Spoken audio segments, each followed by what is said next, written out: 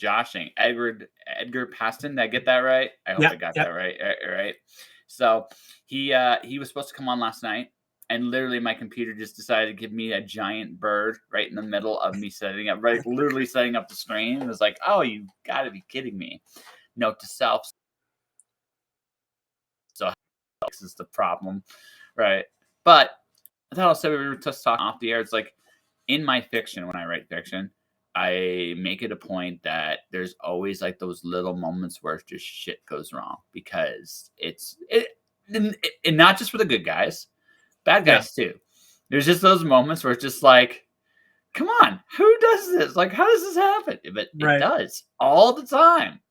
Yeah. And I had just said, like, it's not even like you could write this stuff when it happens, right? But it's nice that you include those things in your stories because it does. I guess you feel that connection. I guess to like it's grounded in some reality. There's that stranger than fiction thing going. Well, it's just nothing like we don't live in a perfect world. Like we just don't, right? So since we don't live in a perfect world, there's going to be moments like one of my favorite movie scenes from The Dark Knight was when Joker blew up the hospital because it didn't go right. He hit the button. He was like, and nope, hits a couple more times, looks, shrugs, because it's like, I don't know what's supposed to. Oh, there it goes. Like that was real. Like that's a real life. You can't script that stuff because you don't know. The thing about chaos is you can't script it. It just happens, right? Right. So when you're trying to write those kinds of chaotic moments, I'm like, so I almost have to ask myself, so what is the most inconvenient time for this shit to happen? Because that would be the moment, right? Yeah. And that's actually a perfect example because that's one of the most endearing like parts of that character that he played, that he was imperfect and he was so human, even though he was that villain and everything, like you relate to him in so many ways, Well, he's disenfranchised. Like whatever you like the cool thing about the Joker in general, I'm not as okay. Let's put this like this. Which I like the Harley Quinn Joker currently. He's hilarious. The abusive asshole you come to expect, but also kind of human, right? I like that. I like to take especially normal life Joker was like, what the hell happened to you, man? Right? But Joker, when he's like at his villainous best, there's a disenfranchisement with him because whatever happened to him, that's the thing. Like you don't know, but whatever happened to him, it created this. So whatever he strongly clung on to as an ideal, he was probably at one point an idealist, a really high level idealist, and just it got shattered right in front of him in a way he just could not handle. Yeah, I always saw him as like a living, breathing, like all of your frustrations walking around as a human being, and like. Well, that's the thing. He's more a force of nature than a human being. Like just the way he is. He's a permanent fixture. He does not change, right? So he's more of like a force of nature than he is a human being.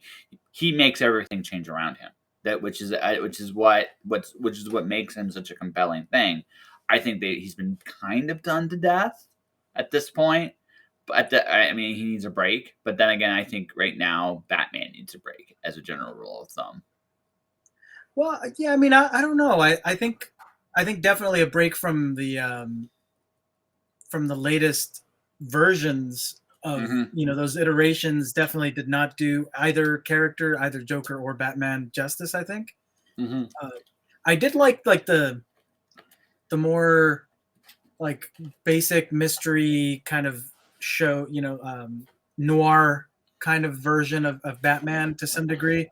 Moved a little too slow for me, but Detective Batman can actually be fun. I think Detective Batman's fun. I just think, I'm just at that point. I don't necessarily want the Adam West Batman. No. But there is something different time and place.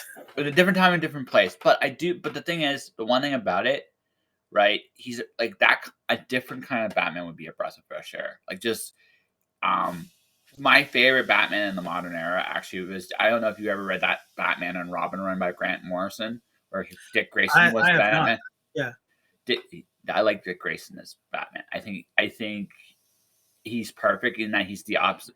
I love the dynamic because Damian was Robin. That was Damian's first time as Robin, and Dick was his Batman. So it was the opposite. Robin was the moody, surly, emo. The world is doomed, and Batman's the happy one. And it's like it worked, right? I thought the dynamic was really like ingenious, and also it's a different Batman. It's a different guy. It's a different perspective of the world. Yeah. I mean, I get it. Bruce Wayne's always going to be Batman on some level, but you can move a little in that direction, and I think it would make him a better character. And I think it's a great way for them to catch up to Marvel to some degree, because Marvel is doing all of the like different worlds and the whole 616 thing. That's great when you have different universes and all that. It's a fun little playground to be in. But for Batman doesn't need that, right? Batman can just pass the mantle onto another guy, and you're not tied 100% to that. Like, it has to be Bruce Wayne, and the origin story has to be identical or at least super similar. It could just be like, here's Dick Grayson as Batman. Batman's old, kind of what I think where they were trying to do with the Batgirl thing, which sucks to hear about that too. But I think that's where Batman does have some freedoms to like. Batman's the one DC character you can put him in any environment and he can still thrive. You can't do that with every DC character. Like, you can kind of do it. You can do it with Green Lantern. You can do it with Green Lantern because you can always just use a different Green Lantern. To a lesser extent, you can do it with the Flash. Right, the Flash is another one you can, to a lesser extent, right. But then you think about the rest of them, it's more difficult. It's not impossible, but it's much more difficult. Superman and Wonder Woman are just not as elastic of a character. You can only tell certain kinds of stories with them. I just wish they'd tell those stories more. That's the So All-Star Superman is like my favorite modern Superman. Yeah. Like, you popped it. I was like, I'm with you there. Yeah. Just do that. Just do that with him. You don't need anything more complicated than that. In fact, this is the thing. I think this is what DC needs to do. This is the thing. Marvel knows who they are, right? Marvel knows who they are. Marvel's starting to hit some of DC's problems that DC had in the 70s, right? They got universes issues. They got legacy kind of stuff to try to figure out. And they got to figure out their continuity is starting to bog them down too. Right? But for all of that, they don't quite. The characters are still 3-dimensional. They're still human. You can pretty much put all of them. There's a few exceptions on Marvel side where you can't, but even then you can tell certain kind of stories. Like Thor is not as elastic as Captain America or Iron Man, but you can still do something. Proved it at the box office. Yeah, exactly. He's just not. But you can still do really fun stuff with Thor. Just by the nature of the stories you have told with him. Yeah. So Marvel has that advantage. So Marvel knows who they are. DC. So I look at it this way: Marvel's for like teenagers, like is the young adult genre of comics. DC's like the kids stuff. They're like, what if this hero was 9 kinds of awesome? So I don't know. Did you ever see or have you ever read a comic called Axe Cop? Oh yeah, of course. Axe Cop DC. Just Axe Cop, the majority of DC. I think most people love the DC cartoons, animated universes, and the reason why is because they're tailored for that. Like, they are perfect in those worlds. Why? Because they're kids. Like, Superman, when you sit right down, as a kid's imagination, is like the most awesomest dad ever that could actually stop a bullet. Right? And it's very, very apt if you know the origin stories of where Superman came from. Right? But it's very apt. All these heroes are the same way, just about in DC. So why fight that? Just play within that context, that sandbox. Yeah. You know what? Nintendo, like video game wise, Nintendo's primarily worries about kids and families. PlayStation's the one that gets all the other audiences. Right. They both make shit tons of money. No one cares. Yeah. Right? They can live side by side. Yeah, exactly. Not happy, but they can live side by side. Well, I think Nintendo's starting to get a little back into it, but for a long time they did though. For a very long time it was, hey, I have kids. I want a Nintendo Wii. Right. I'm a gamer. I want a PS or a PC, right? Right. And but Nintendo catered to that niche so well, no one noticed. You know what I Yeah. mean? It was just like, Yeah. DC could do the same thing, cater to that niche. Right. Marvel doesn't, right? So Marvel's like the next level. But you know what? If you do it right, people are still going to look. I'm noticing in the back. You got Uncle Scrooge and DuckTales, and those are awesome freaking cartoons, right? Those are my favorites growing Yeah, up. Yeah. yeah. I'm a Darkwing Duck guy, but I totally respect your DuckTales love. I totally do, right? So, right, like Scrooge, like Carl Barks' Scrooge is one of the best, like, Oh yeah. some of the best shit out there, right? So, it's one of those things where you look at it and kind of go, okay, so that works. You're not gonna mess who you are. This is exactly like you look at that stuff fondly. That was supposed for kids. But you Yeah. know what? It's still good. Right? Yeah. I could put on a Disney afternoon version of DuckTales. It still works. I can put Yeah. on a Disney afternoon version of Darkwing Duck. It still works. Why? Because they don't try to be they don't they're a very specific kind of audience, and it works for that audience, and it still Yeah. does. Yeah, that's exactly it. I think just kind of the whole identity portion of it.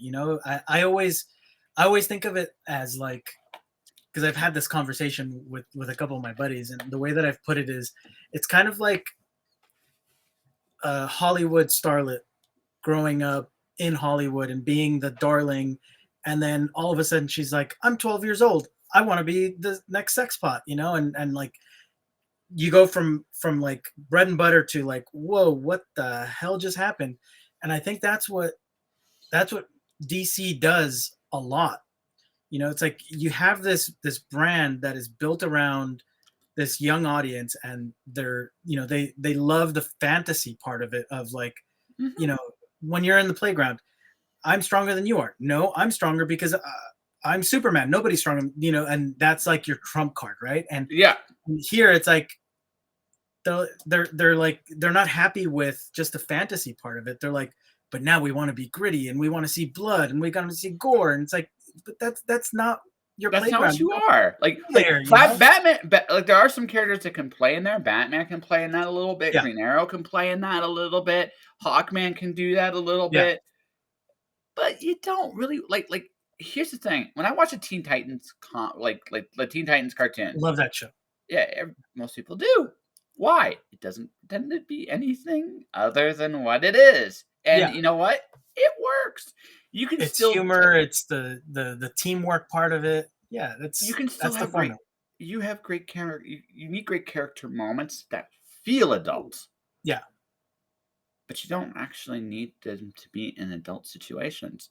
right. Superman's best stories are when they're silly. Yeah, yeah. Yeah, they're like I always laugh what at that meme where like it's like Batman and Robin and Superman are stretching across a river, and it's like someone should slap Superman for this, because it's like you like, as an adult now you understand. Okay, well, why wouldn't Superman just like fly over into the middle of the river and save him, right? Like, it's little goofy things like that they're so tied up in, like trying to tie up every loose end, and they can just tell like a story. Just tell a story for the sake of it, and you or you know, have so I stumbled on I don't know if you did you ever watch Boy Meets World when you were a kid? yeah, yeah, of Do you course. remember the scene where Corey and Feeney rode the roller coaster? I don't remember it that Okay, so close. this is okay. I'll go through. I found it. I It's remember hilarious. Topanga. Yeah, everybody remembers Topanga. Everybody does. We all had that crush. I think all of us did. So, but here's the thing, right? So, Feeney, they didn't think they were dangerous. They go ride this roller coaster. So, Feeney, this is the important thing. Corey starts in the front car. Feeney comes in the back car. They go, it's one of those ones where they have to sign a waiver. So it's silly to begin with. Like, it's like silly. Yeah, So you go. So light that candle. So they start going. They go, and everybody sells like everything they're going through. So they come back. Feeney's in the front car. Corey's in the back car. The glasses are like they're traumatized with whatever they yeah, experience. Right? yeah, There's no explanation as to why how that happened. There's a little bit. There's one moment. It's like at one point, I was thrown out of the car. I had to run in front of the car. There's like tears in his, almost like tears in his eyes. Like what? Right. Like what did I like? It's hilarious, but that's the joke. Yeah. Like that's the joke. It's not. You don't need to explain if it's entertaining enough. You don't. Yeah. People will just go with it, right? Yeah. Especially it's like Ghostbusters. It's like Ghostbusters. Another. It's silly. Who cares? Everybody's in on it. Let's have fun, right? Yeah, yeah. I think a lot of from what I've seen and experienced, it just feels like a lot of writers get caught up in that. Well, I don't want to, the fans to come after me for not catching that when he was 4 years old, he, was left-handed and now he's right-handed. Oh my God, how am I going to explain that? And it's like, who cares? Like that's not pivotal to his story, and they get caught up in so many little details like that. This is my rule of continuity with a particular writer. You have to be continuous with your story. The continuity's got to make sense with your story. There's so many stories of all these characters. There's no way. There's absolutely no way. So, so then the only thing you can do then at that point is go like, okay, you know what? This is what we're going to do. I'm going to make my story make sense in the context of the story I'm telling. And then I'm going to walk away and somebody else is going to do it. If they like my story, they will steal shit from it. If they don't like my story, it will just stay buried in a box. Yeah. And that's fine. Yeah. Right? But you have to be true to your story. Whatever that is. And when you're not true to that story, fans get mad, and rightfully so. But yeah, there's just no way. Like Superman, Spider-Man, X-Men, like they've been around for 50 years. I'm not that kind of completionist. I'm just like nobody is. Nobody has that kind of time. So you got to take your best guess. Yeah.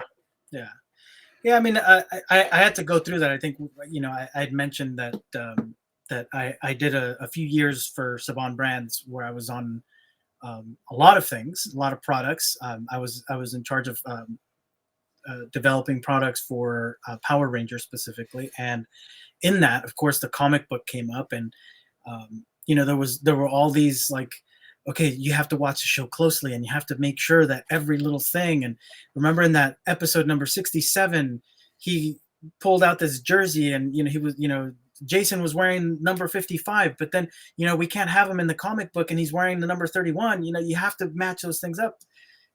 I did that. I had to be that guy that was like, episode 65, he wore this, and no, he said he hates pickles in episode 13, so now he hates pickles for the rest of his life. That was part of my job, to know those things, and it sucked, but it did pay off pretty big with the fandom, because in that case, a lot of the fandom there grew up with it as kids, and it was like sacred. It was so sacred that they still follow it in their 40s, 50s even, right? And you have a lot of those same folks spending the big money on those comics and those collectibles and everything, and being true there made a big impact. Well, again, continuity is kind of important. I think I should again, something I should just correct. But when you're dealing with a project, Power Rangers is as old as it is. I mean, it's still not as old. It's not very old. But no. Compared to those, not even close. It's brand new. It's a baby. Yeah. So brand new as a baby, you try. But what is eventually going to happen? What's going to eventually happen? And this is going to happen. There is you're going to. But the other thing too, Power Rangers just have this thing going for it too. It's not the same Rangers throughout all time either. So there is room to explore different veins there that you couldn't and say there. And even though like the comic does really well for Boom, I know it does, right? It does really, really well. Actually, I do have I own combined two geekdoms in one. So I don't know. Did you ever play Magic the Gathering? Yeah. So they have a mechanic called Morph. But not too long ago. So I actually did this I was a total nerd moment. I was still playing the game regularly. So they had a set called Khans of Tarkir, which had a lot of morphs. It wasn't the best deck, but I didn't care. I wanted to build a morph deck. So I called it Mighty Morphin Power Rangers. I actually literally brought the music in there. So it's like, it's Morphin time. It was Nice. totally. You had your moment?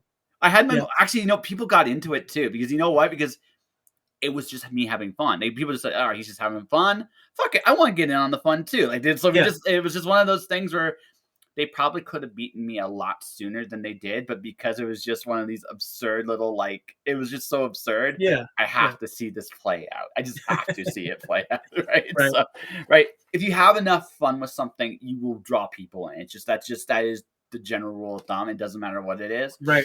So that's that is my more recent Power Ranger story, thing. I combined 2 geekdoms in one. Yeah. I felt proud of myself, but no, but looking at Power Rangers is a fun franchise, and I get you need that continuity. Again, you're a young franchise, you're still building, you're still growing, and you still have a lot of places you can still go. So you want someone to take care of the franchise. You don't want, even in comics with Superman, Spider-Man, there are some things that they make sure are always there. Bruce Wayne has always had his parents murdered. Even in the old Batman, how he dealt with it was a little different, but it doesn't matter. They again, Superman's Clark Kent. Superman has a thing for Lois. Right? Basic tenets of the all the basic, they make sure the basic tenets are honored by and large, because when they cheat, and Spider-Man in particular has paid for this. When they cheat, they pay. They pay, right? So you're doing this, you're doing the same, you did the same job. I mean, it's lame somewhat, but also, but again, I had an interview with Bobby Nash talking about writing for a franchise. You're protecting the franchise. That's your actual job. You're not.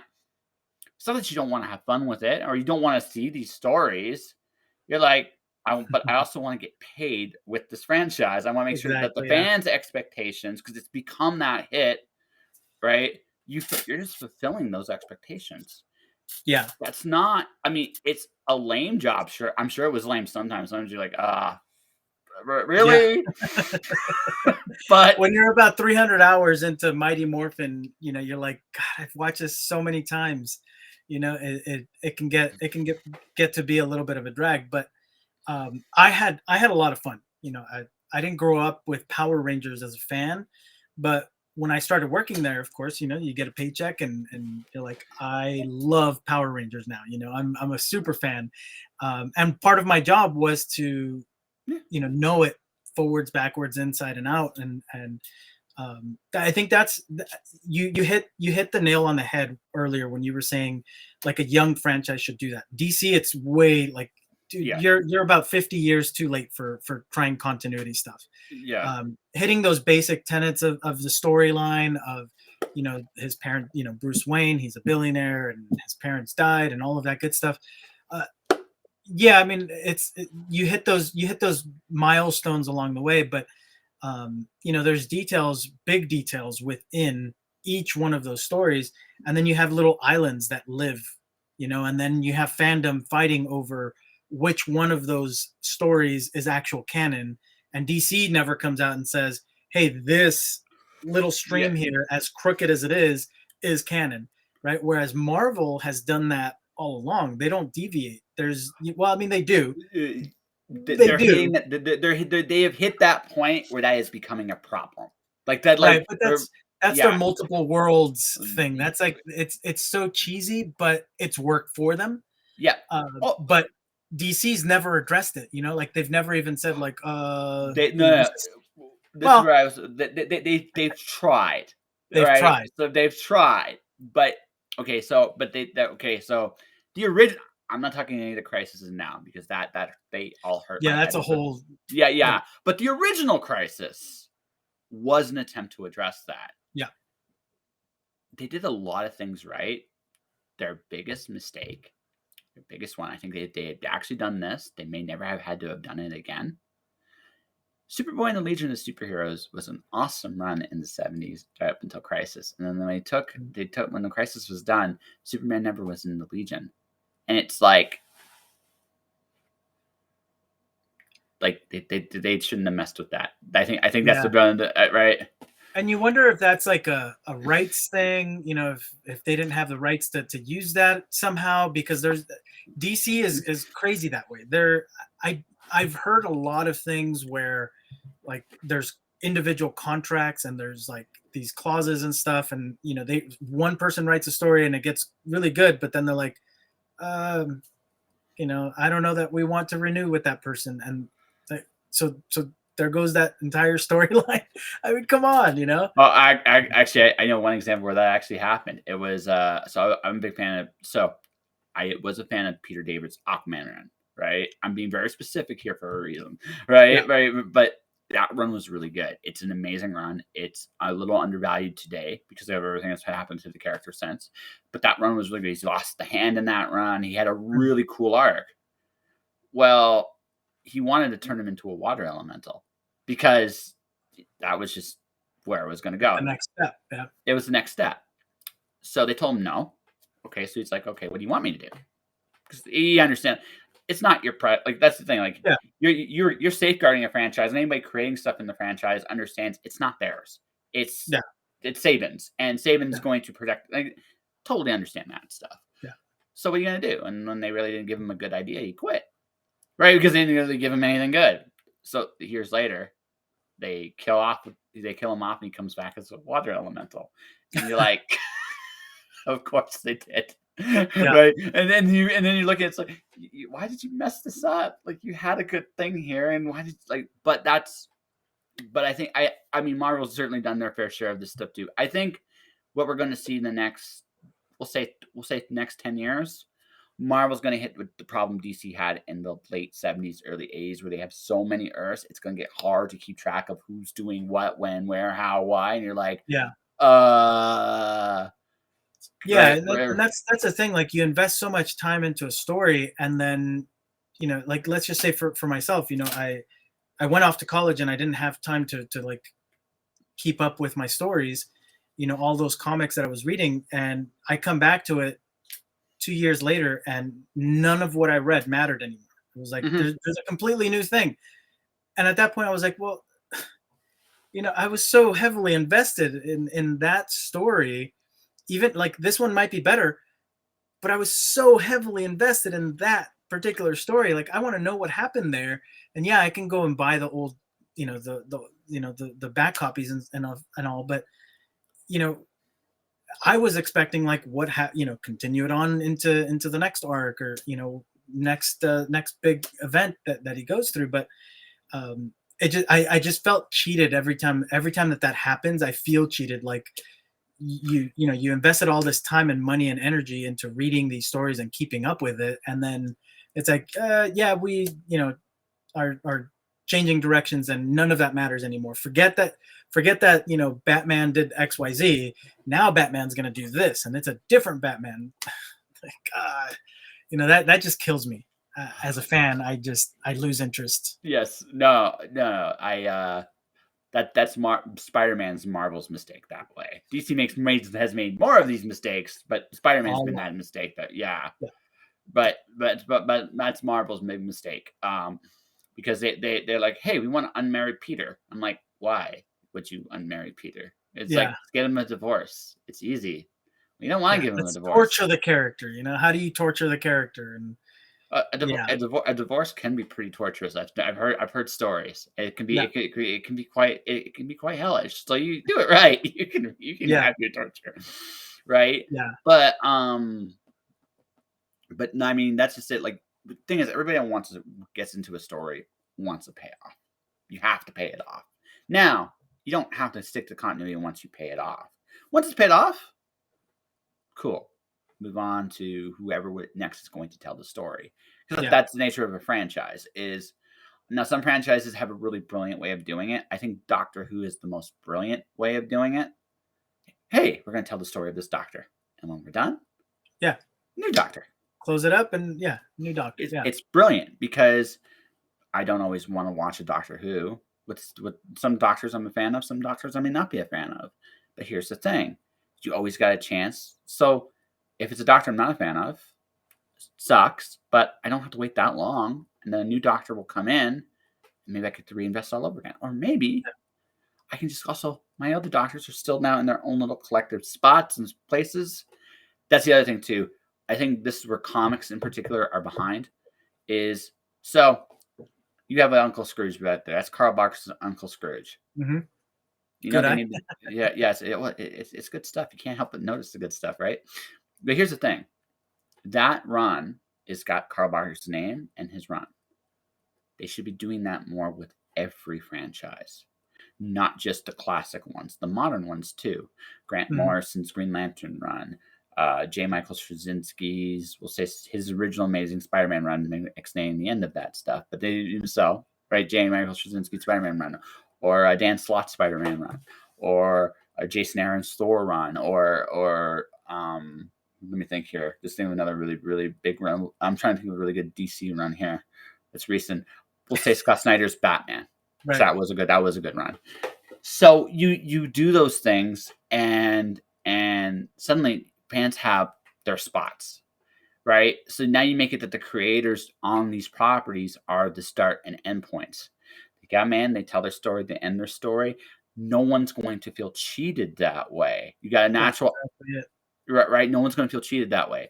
Now, you're going to lose fans sometimes when people walk away, but you're also going to gain fans too, depending on who you get to come in and take the place of them. Right. And again, not every run's going to be my cup of tea. Right. I love certain characters, but some of those runs aren't that great. I'm okay. I can acknowledge that. Yeah. But I can always leave now and come back. Yeah. Because I know that particular space, that's not a story I like. Okay, you know what? That's not for me. But I can always come back later. And then suddenly you don't necessarily have continuity, but what you have is you have the semblance of order, which when you get to franchises around that long, that's what you need. Yeah. Yeah. Yeah. And unfortunately for DC, again, it's been kind of a free-for-all for so long in the best of ways, I think, because they were so popular for so long, and everybody wanted to be part of that universe. But the problem is there was no, at least it's easy to say it now, right?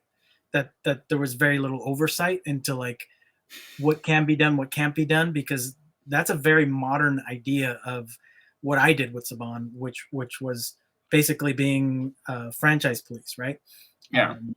That's fairly new. That's like maybe within the last 30 years that's been a position that exists. Before, it was like one person for all of DC, right, that would try and police that. And there's no way, with that many stories, that many different storylines and characters, it's not easy to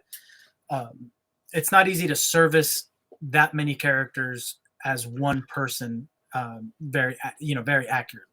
Or well, there's like, I mean, I think like I can look at problem like characters that appear in multiple books over multiple franchises is a nightmare.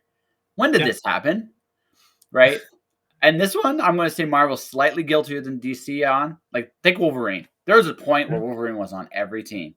And you were like, so does he sleep? Because it's like, how does he do this? Right?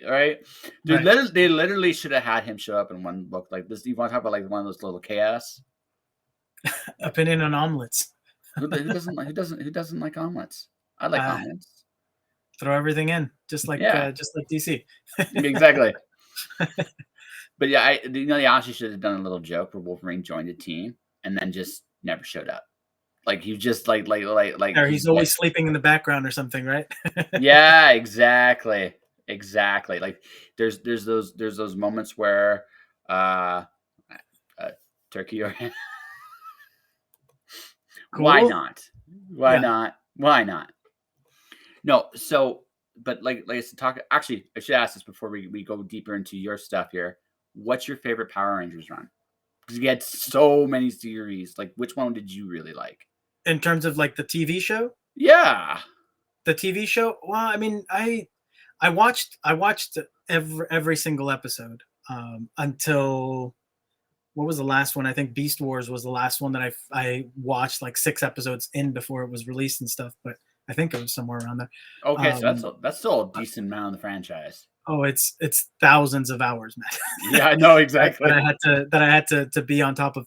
Really, mostly it was Mighty Morphin because of the comic book. That's where we focused on, and then once we went into the big events, the Shattered Grid event, and everything else, where it was like, oh, but now SPD comes back, and there's there's Time Force coming back, and then it was like, okay, now you have to keep rewatching those seasons.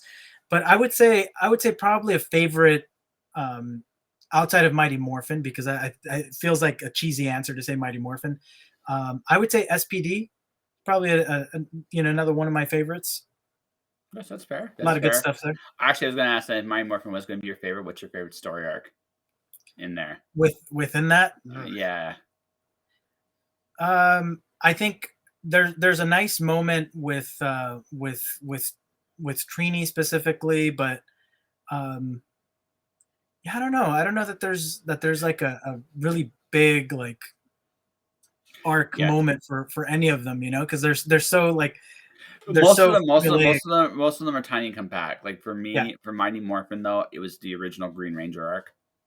Oh, okay. Yeah. Yeah, Yeah. yeah, because That's pretty that was epic one. actually yeah, that was way back when I was still a kid and still could enjoy. And so I was like, I wasn't too cool for it yet.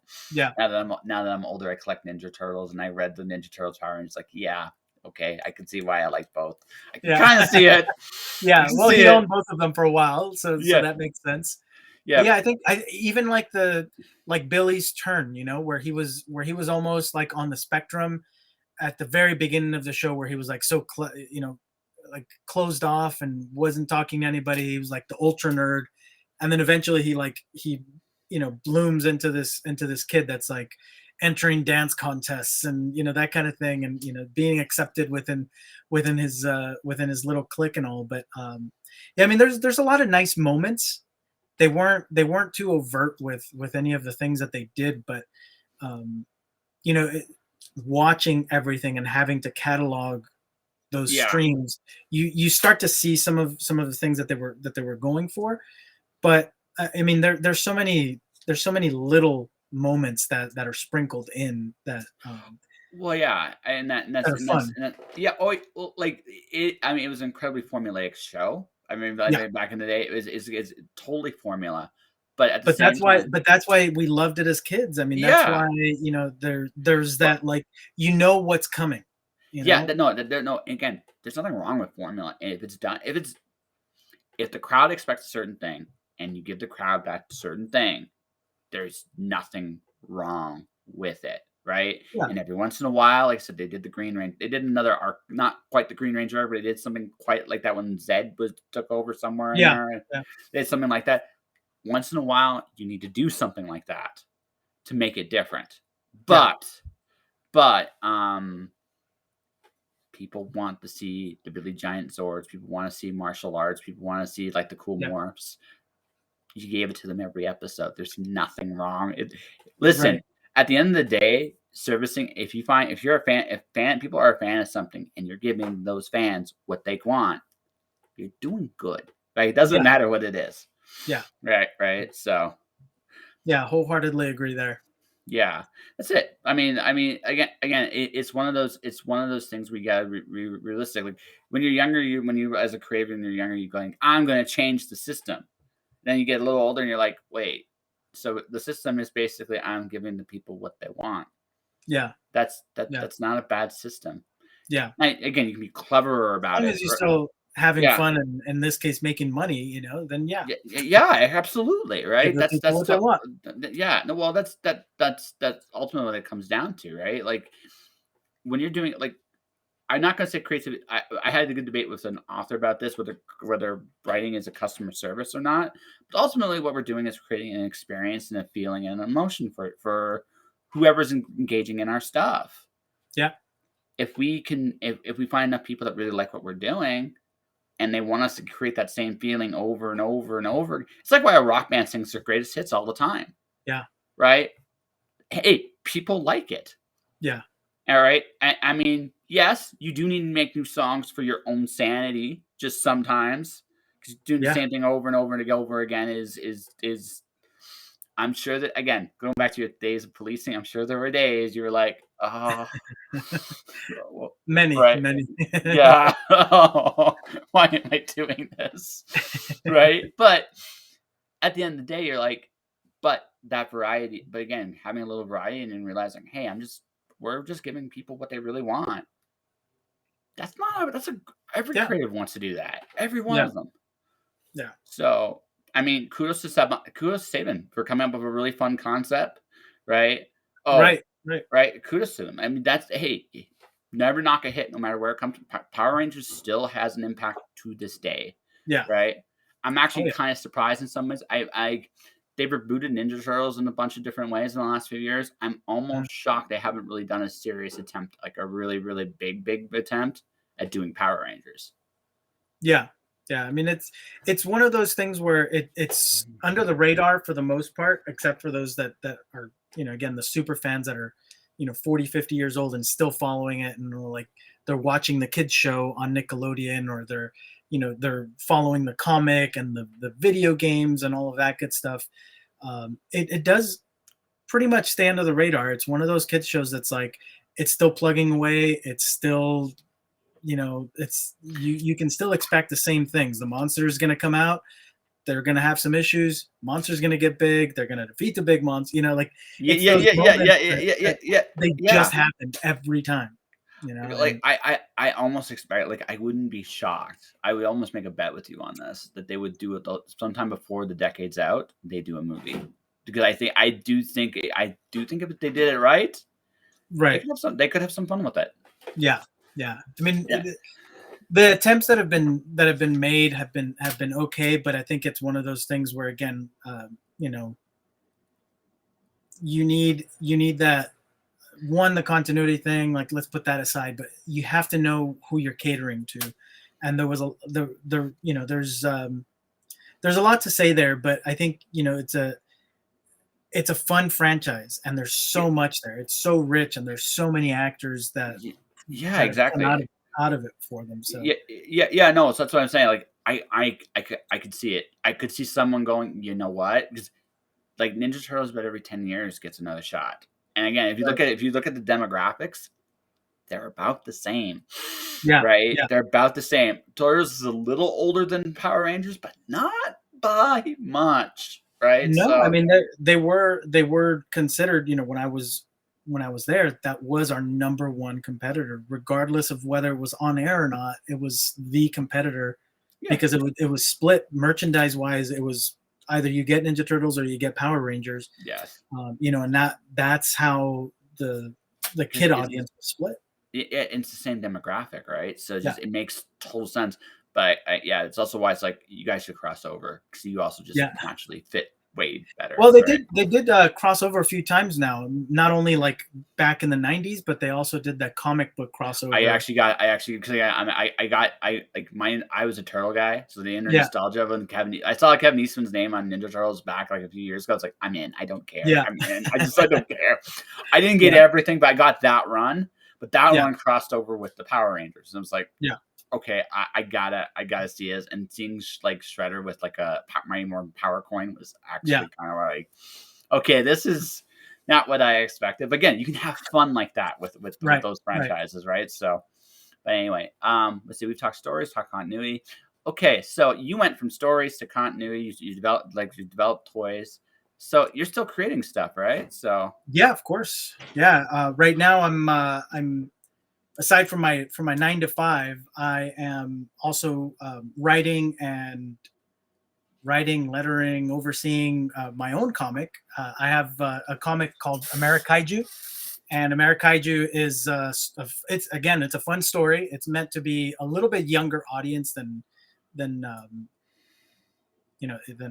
most other things, because of what we're talking about. But um, Amerikaiju is about a 5-year-old that is a newly minted monster hunter, and he is fighting specifically mythical American monsters. So you're not just fighting like a random made up monster. It's still made up, and it's still a monster, but it's like things like chupacabras or the Jersey Devil, Momo.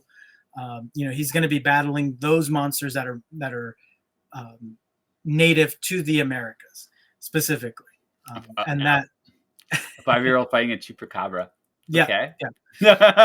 and it's actually, it's fun because it all came about. I mean, this has been 12 years now since I initially thought of this, and I didn't know where to take it. But I came up with a name first out of spite, and then the name Amerikaiju just like hit me, and I was like, oh, it's American monsters. And I started drawing all these monsters in my style, which is very cartoony and very young. Like you get my influences are back here, right? I tend to do stuff like that. I applaud your influences. It's okay. And then during the pandemic, fast forward, 9 years after that,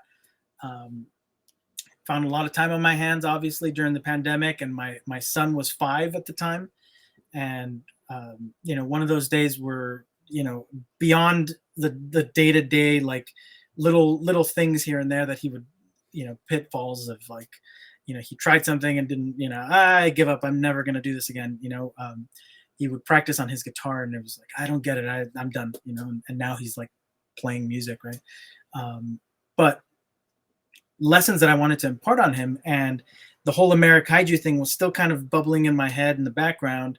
And we sat down to watch Shazam. We watched Shazam, and his eyes just lit up. I was just going to give you a hug there for a second there because Shazam, really? Not Kazam. That's cool. No, sorry. So we watched that, and he, his eyes lit up, seeing, like, he was like, Dad, but how is that possible? He's the little guy. He was a little guy like me, and then he's like this big guy. And I was like, yeah, well, that's the magic, like he's going through this, and then from there I was like, that's how I can have these stories, and I started tying little things, day-to-day lessons into the stories, and it's basically, at the end of the day, what I learned from being at Saban for all those years was, you give the audience what they want, and in this case, he gravitates towards big battles, big monsters or mechs, and that's basically what I'm giving him, and I'm sprinkling in little lessons here and there. And in the stories, he becomes an adult and he battles these monsters, and in these tales, not only is he learning these little stories, but the monsters are fighting him, and when they feel like, oh man, this is not working out, we should do something else, the monsters themselves get together and form a bigger monster, right? So then there's a reason for there being this big monster, larger than life monster, and him battling that monster, and it's eventually leading up to bigger and better things for this character. But right now the baseline is 5-year-old trying to balance out, taking naps and battling these mythical American monsters in his spare time, as every 5-year-old has spare time. So. Oh wow! And as you get, you look like you're around my age, so it's like naps rule. When you get older, you're like, hey, naps, hey, yeah, full circle, right? Full circle, coming back to that time. Like, hey, I like naps, not always, but it's like that nap shit rules sometimes, right? So yeah.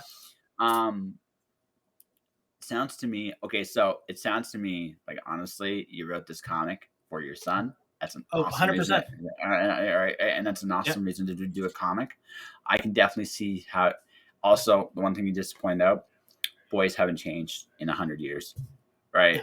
Yeah. When we were kids, we liked the big battles, we liked the mechs, we liked the giant stuff, and he's no different. It's like, yeah, that's I think the most important part for me, because like as a kid, English definitely a second language for me. And when we immigrated to the U.S., I had a lot of friends that would watch like Godzilla and King Kong and all, and me not understanding English didn't help things, so I didn't understand the storyline at all, like not even a little bit. But I was glued to the TV when they were on screen, when they were battling and they were doing their thing. I was like, I'm all about this. Yeah, that's what I like. I don't know the story. I don't know what's going on between the guy and the girl here. That's boring. But then when they're battling in the middle of the city and all, I was like, yeah, I'm glued That's to right. this. That's right. Because when you're a kid, you don't give a crap about any of that stuff. You're like, Yeah. just give me the big battle. Who am I rooting for? Who am I rooting for? Who am I fighting against? That's it. Yeah. Right. Yeah. That's it. I mean, it's not. It's like those are the only things that needs to be said, and then it's like done. And when you're an adult, you're kind of like, okay, I need a little bit more than this. I need a little bit more. I need to read because I need to care more. But that's just it. Like again, you've wisely said, you know what? I'm writing to this audience. I'm going to do the coolest shit possible, and also maybe in an odd way relive your own childhood. Because it's like, hey, I remember when this was cool for me. Yeah. Right. Yeah, and I think you touched on that a little bit. Like, when we're comparing, say, DuckTales or Darkwing Duck, and as an adult, you can still sit down and watch those and go, wow, there was a lot more here than I remember. Mm-hmm. I've sat down with my son, especially during the pandemic, and we've rewatched a lot of the DuckTales stuff. We watch the new stuff now, but when we're sitting down to watch it, it's not boring. No. And there's a magic to it because he finds it amazing because they're going on these grandiose adventures, and he's looking and focusing on the adventures and on these cool gadgets that they're working on and all of that. Meantime, they're servicing the adult part of your brain by going, hey, and by the way, here's a fact, or here's a little joke, or here's little things that can entertain the adult, but at the same time, there's a lot of slapstick and there's a lot of fun moments for the kid. So adult me actually gets a bigger kick out of Launchpad McQuack than kid me did. Like I get a way bigger kick out of him now. It's like, I know this guy. I've worked with this guy. Oh God, I have worked with this guy. Yeah. Right. And in both shows, it's amazing to see his role on both of those shows. But yeah, like DuckTales in particular, like was so ahead of its time. Like in the comic Uncle Scrooge, a lot of the DuckTales, I can say this, a lot of the DuckTales episodes, not all of them, but definitely a good chunk of them were inspired by the Uncle Scrooge material. And you could see like the Beagle Boys definitely comes from Uncle Scrooge, right? And a lot of the stories involving them had to do with what you saw in Uncle Scrooge. So into some of the adventures, the nephew stuff, like all that, it's all there. And it's just like he wrote some really cool family. Like it's a cool family show. It's a cool story about family and value and what wealth really is. And when you're a kid, I mean, you just see this crazy old guy swimming in money, which, by the way, makes him like the toughest man on earth because I don't know anybody else that can do that. I mean, but how cool, like the idea behind that, like he's so rich he can swim in money. That was like, and the best part is it worked. Again, you don't ask when you're a kid, even as an adult. Right. Like as an adult, you're like, this is impossible, but I'm still going with this. I'm going with it, right? I don't care. Right. And it's like, it's a work. And I love that they would make fun of that, even within the show. It was meta that way where they were like, how the hell does he do that? And everybody else would jump in and like thunk, and it wouldn't work. But there goes Scrooge and he's just diving and, coming up for air and all. But yeah, he's because it's for him, because I think my favorite episode in the cartoon was the one where they told the story about his number one dime. That is like one of the best life lessons. That's a really good one. No, it's like one of the best life lessons I think we could ever get. Work smarter, like harder. I don't have it. Like I'm trying to do the freelance thing. I'm giving myself a reasonable time. I'm starting to see more money. Now I may end up doing day jobs here and there. Right. I don't know if I'm going to stay. I'm very wired for freelance. I learned this after I don't know if you did this yourself. But after you do it for a certain period of time, you realize you don't look at bosses the same way anymore. You just don't. You just can't. It's very different. Yeah, you get a taste of the good life, and well, it's just like I just realized like I can't do a crappy job anymore. Like I just like my work ethic is good, but I also have this in there. Like if my boss's work ethic is not to my standards, I'm not going to respect them. Yeah, I'm just not. Yeah, right. And that's something that, like as a freelancer, that's a habit I've picked up. And I'm like, I'm not employable by a lot of places anymore.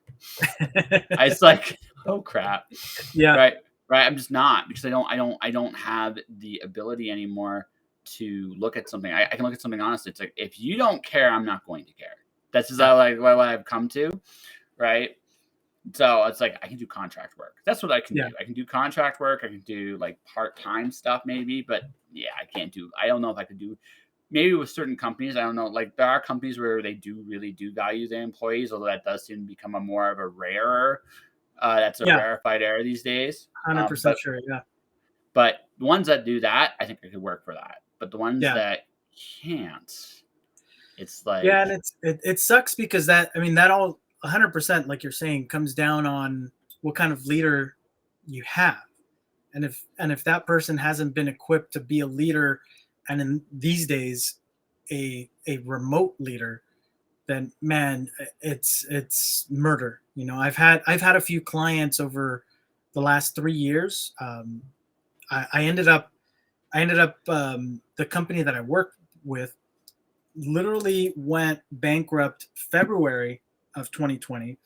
And then I was like, oh, well, I guess I have a little time off. And I had about a 3-month period where, especially during the pandemic, like that's when the pandemic hit in March, where there was absolutely nothing. And that's when the comic like just kind of came out. But besides that, there was a little bit of a lull where I was like, well, I'm at home and I can I can reach out to a few places and see. And I worked with a few friends that had some like extra work and stuff, and especially when people weren't in the office. And then I did work for a few big companies that I won't name, but there was a lot of like, here, just do this because this is not something we want to take care of in house. And it was it was kind of like it's garbage, but you can do it, and of course that takes that completely demolishes my outlook on the project, as you mentioned. Of course it's still paid, so I would still give 100%, but you're not you're not motivated to give that 2,000% when the boss is like, we just need to get it done. Like it's one of those projects. And I'm lucky enough now that I'm freelancing. I'm working for Ravensburger. Ravensburger, I don't know if you know them or not, but Ravensburger is a play company from Germany, and they're basically breaking into puzzles and games. They're the makers of Villainous. Okay. Villain. Okay. I've heard the game. I haven't heard the company, but I've heard the game. Yeah. And they hired me just over a year and a half ago now. And once I stumbled into this team, I mean, it is night and day. My boss is awesome. My coworkers are awesome. Everybody's remote, and they respect that. And it's rare though. I mean, I feel super blessed that I'm in that position, because not everybody has that where they're working within a group that they not only respect the leadership but respect their peers. And they're for myself, I can say for myself, I love what I do. I'm an art director, and I get to see beautiful art all day, every day, right at night, at all hours of the day, because I am I absolutely love what I'm doing, and that's why I'm on 24/7. And it's one of those things where I'm thinking about it and I'm smiling, because I'm like, God, I get to do this. Well, no, it's because, one, they care. First and foremost, they care. Second thing is, right, your bosses, I'm sure, have a vision for where they want to go, but I'm also pretty sure they're smart enough to realize, you know what? We don't need to actually figure out how we get there. You guys can do that.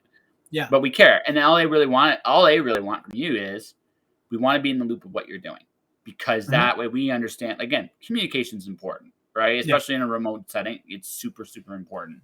I had a remote job. I was actually putting a show together for an immigration company, and my boss just is like, you're mercurial as hell. And it's like, okay, do my best. Like, but some weeks it was like, okay, I'm here. I'm just here. What are you gonna do, right? I mean, I'm right, and that's the thing. Like, you recognize what starts to happen again as when you freelance, this is when you learn this, is you recognize work habits a lot quicker. And because it also tells you the problems you're going to run into with these particular clients. That's actually what I've learned is my work observing work habits will tell me, are they serious? Right? Because there are certain now again, when no one's perfect, but are they serious about what they're doing? And once you're able to tell those telltale signs, it's like, oh, okay, right? Sometimes that's it, and that's it. That's what happens, and that's what totally happens.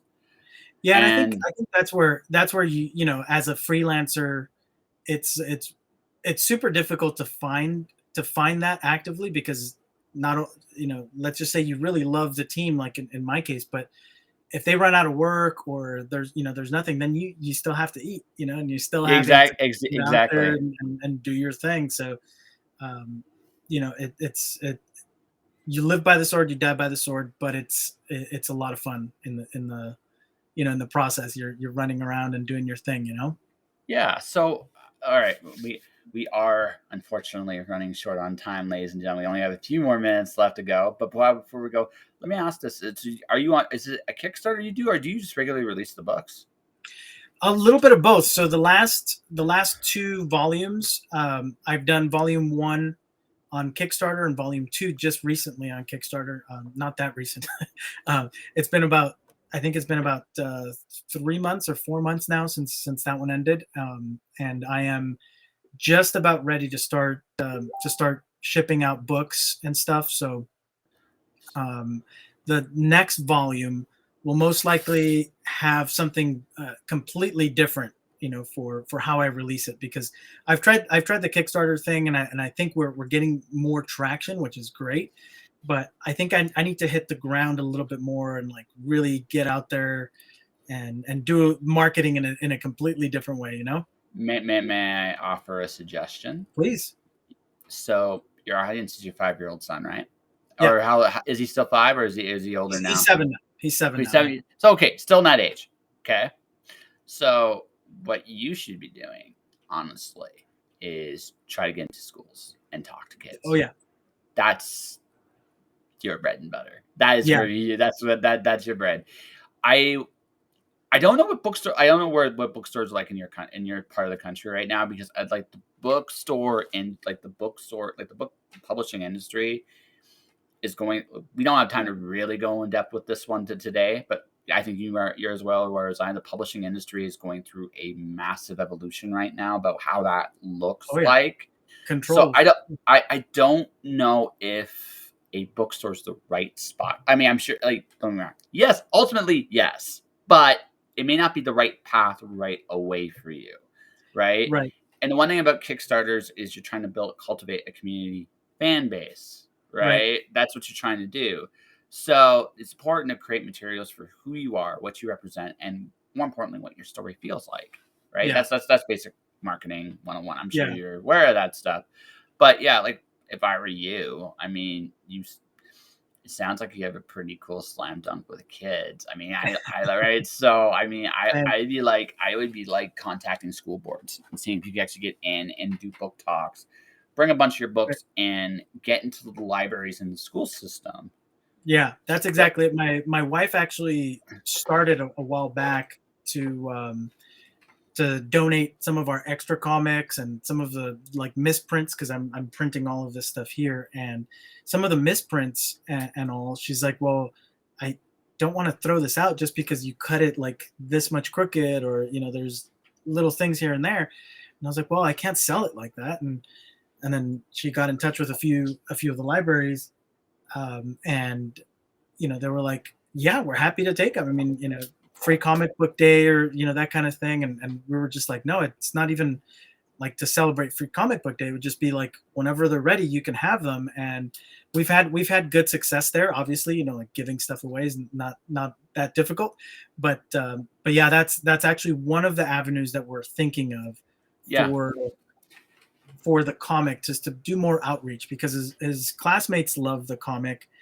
We've actually included a few of his classmates in there just for fun, and now we're starting to move in that direction. But I think as good as I look at Kickstarter as kind of the NFT side of things, where if you go on Kickstarter and you back us, great, it's wonderful. You're going to get something exclusive that you're not going to be able to get at the library or at the bookstore, at the comic book shop. You're going to get something really, really exclusive that you're not going to get anywhere else, right? That's the way I'm looking at Kickstarter, and also because Kickstarter has a nice big platform, and hopefully one day I get on one of their projects we love, and we can make happen. that.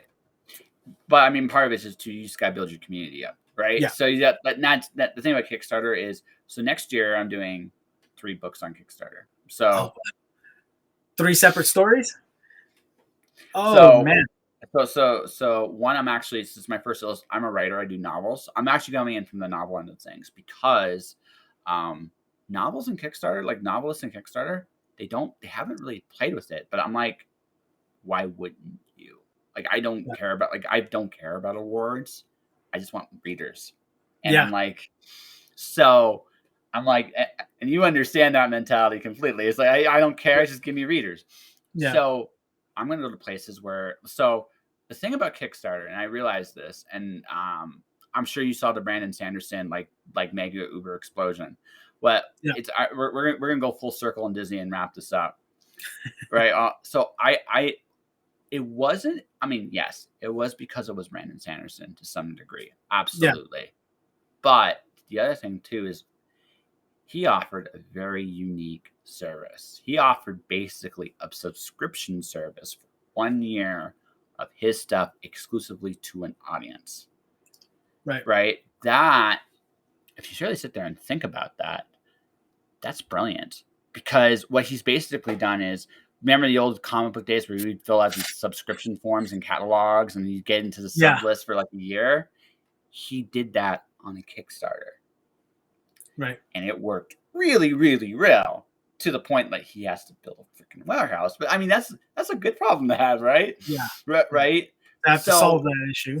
Yeah. It's like, yeah, but that's my point, right? Like so what Kickstarter is like Disneyland in the sense that you should be going into Kickstarter with the idea, I'm not going in for just a general audience. I'm going for an audience that wants to have a cool experience. So what is my quote unquote Disneyland package? Because that is going to be what works on Kickstarter. And then for the rest of the world, it's like, okay, like one of my stories is an Alice in Wonderland Greek mythology mashup. Okay? That's what it is. Alice's Pandora. It works very well. So who's going to like that? Theater kids, colleges, right? People that like Greek stuff, like names, right? So where am I going to target my marketing? There. Notice not once did I even think about talking about a bookstore yet. I haven't even mentioned that yet because I don't want to reach out to people that I think are likely to like it. Yeah. Right. Yeah. That's it. Right. That's all there is to it. And then once I build a certain audience, then what you're doing is actually really smart. And all what you say is you're going after different audiences. You're going after the audience you think is going to be your bread and butter, which I think also is going to be your bread and butter. And you're going after an audience that just wants a cool thing. Yeah. Right. I think it's good business. I'm trying to hit it in different spots at least. I tried just Kickstarter and it did really well. Well enough to fund and all of that. But now I'm like, okay, but now I need more actual readers because I have a lot of collectors, which is wonderful. We made these little guys and these big guys. This was one of the rewards on there. That's and he's really fully posable production. That's really freaking cool. Vinyl piece. And then we made these little guys that are also little people style figures. Sorry about that. Mm-hmm. Little guys that we're doing aside from the comic book and stuff. But those are like the types of extras that we're working on for the Kickstarter. Because that's where the collectors are, right? They're going to spend $100 on the toy. They're going to spend, the bigger money. Whereas the 5-year-olds are like, I just want a $5 comic, if that, right? Like I want a free comic or $2. Yeah, mommy, buy that. That's basically Yeah. what you want to do. It's like, Yeah. and mommy's like, I don't want to buy it. It's like, no, mommy, please buy it, please, please, please. Yeah. That's what you want. And then, because eventually, because hey, if there's one thing toy companies have taught us is that kids have incredible buying power. Yeah, they really do. I wish we could go a little longer. I think we could have a really fun chat, but you unfortunately have to go, and I totally understand that. So why don't we do this properly here? Plug your comic, where people can find it. I'll put it on the page and look licensed and professional and stuff, and then we'll wrap it up. Yeah. So the comic is Amerikaiju Comic. You can find it on social media as @Amerikaiju Comic. Website is @AmerikaijuComic.com.